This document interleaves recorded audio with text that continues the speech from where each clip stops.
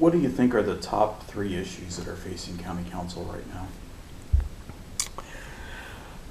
Well, a single county executive is probably the one that's being talked about the most. I don't think that county council has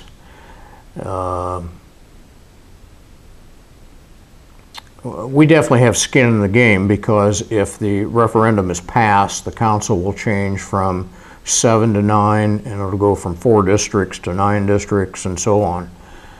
Other than that, I don't think council has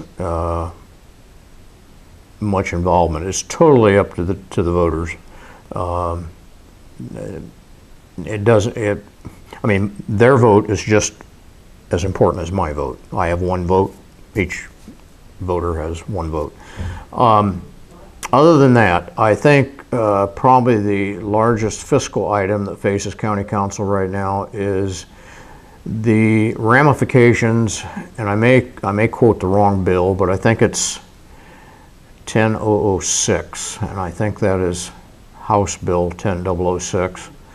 That is the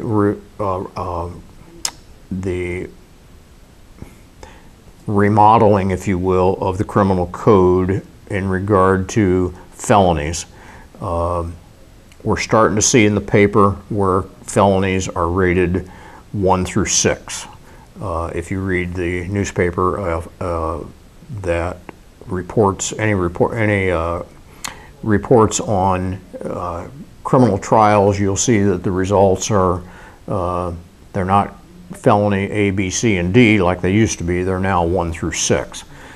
The way that affects council and the way that affects Allen County is that the bill that was passed, the law, the way it's written, requires the local county to house and take care of the 3 lower levels.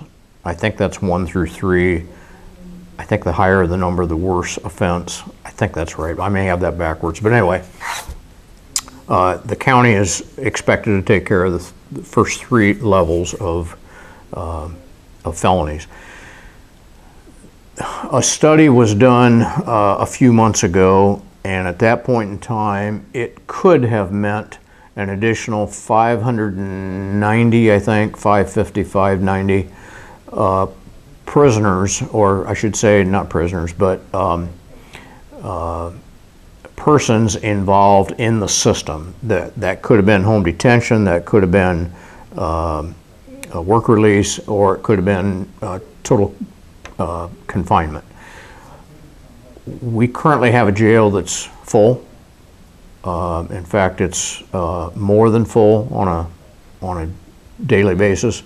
And what I mean by that is the beds are all taken most of the time, but there could be as many as 100 people that are in transition, meaning they're either going through the process, the paperwork of being released, or the reverse, in the process of being checked in, so to speak.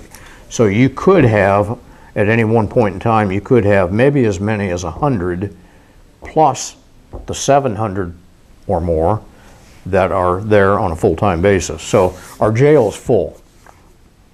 We do have, I believe they're called pods. We have 2 areas in the current jail, in the current structure, that are not being used. They are unfinished. And estimates are anywhere from $1 to $6 million to finish the construction so that it's ready for prisoners of those 2 areas. The bigger expense is staff. I can't tell you how many staff it would take, but it's quite a few staff it would take to man that 24/7, 365. So that is a huge expense. Taxpayers most likely will be looking at not only the cost to finish the construction, but also added staff to take care of those prisoners on a day-to-day basis. most people don't realize that work release and home detention and those types of alternative sentencing programs do save tax dollars. It costs, I can't quote you the exact figure, but it costs a lot more money to house a person inside the jail than it does to send them home with an ankle bracelet or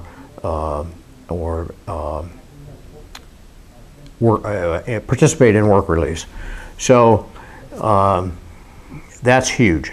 I mean, that's a big deal for a county of our size, and have to deal with an additional 500 plus potential prisoners or participants in the justice system. That's huge. That's a big deal.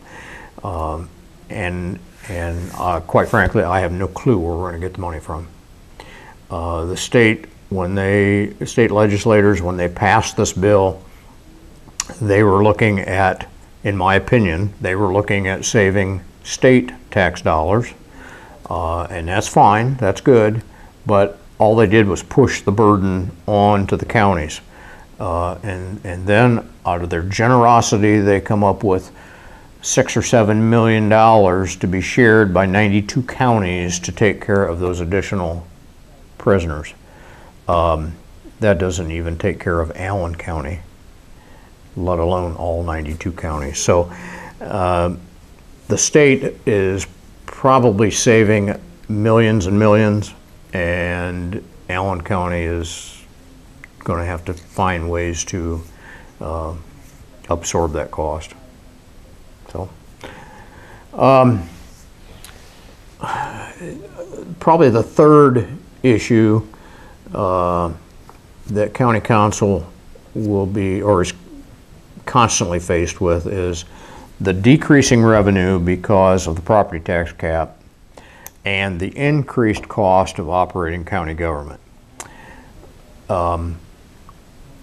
County government, Allen County government, has done a pretty good job of reducing staff where they can, especially as annexation takes place by the city. Then the county turns around and reduces staff because a lot of services then become city responsibility instead of county. So the county's done a pretty good job of reducing staff. We have done there's always room for improvement, but I think we've done a pretty good job of reducing cost. Some of that has been through finding different ways of providing the same service, finding cheaper ways to provide the services. Sometimes it means doing things in-house, sometimes it means outsourcing.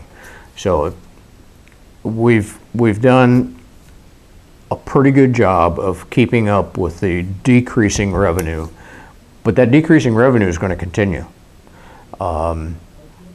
So we need to continue to find better ways, cheaper ways to provide services. And there will come a point in time when services will have to be prioritized because some services will have to be cut. That's all there is to it.